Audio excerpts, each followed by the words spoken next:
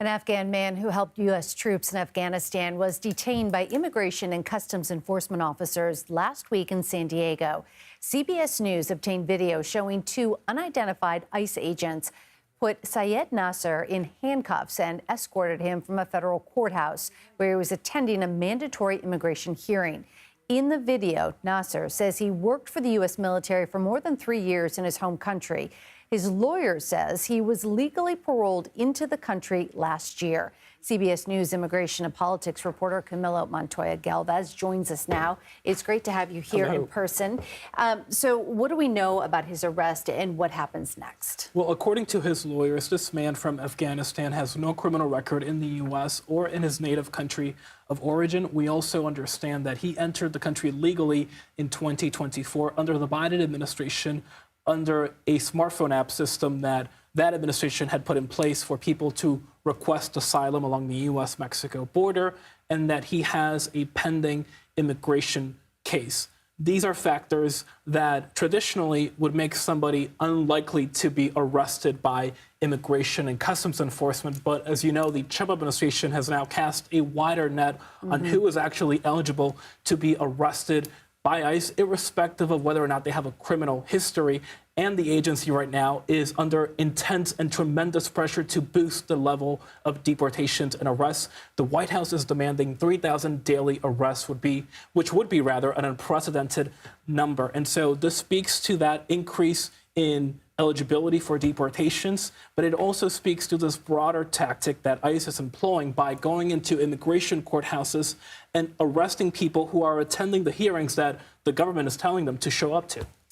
You've also reported on an ICE operation that saw more than 80 immigrants suspected of being in the U.S. illegally arrested in Louisiana Tuesday. Fill me in on that. Sure. So ICE conducted a law enforcement immigration arrest operation at a racetrack in Louisiana, and they, according to officials, arrested 84 individuals suspected of being in the U.S. illegally and of not having proper documents to work in the country lawfully.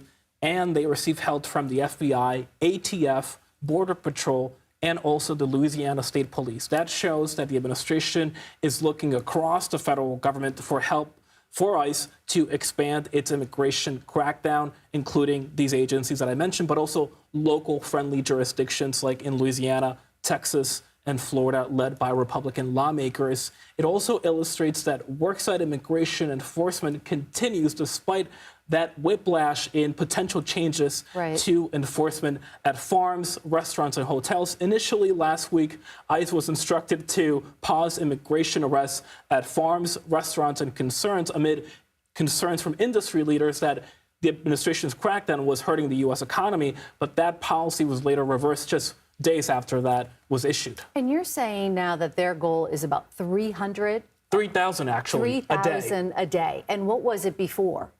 Under the Biden administration, in the final year, it was about 300. During the first 100 days of President Trump's second administration, that number rose to about 700.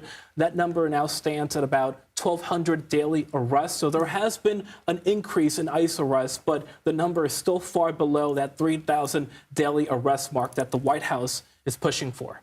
And then I also wanted to ask you about the National Guard in California. What is the latest information that's going on there? Well, as you know, President Trump, in response to those anti-ICE protests in Los Angeles, activated the National Guard and U.S. Marines to be deployed to Southern California to, one, protect federal property like the Immigration Court and the local ICE field office, but also to protect the deportation agency, ICE officials who are arresting people suspected of being in the country illegally. Now we have learned that 2,000 additional National Guard troops have arrived in Los Angeles to support these operations. Again, one, to support federal agents who are arresting undocumented individuals, but two, to protect federal property.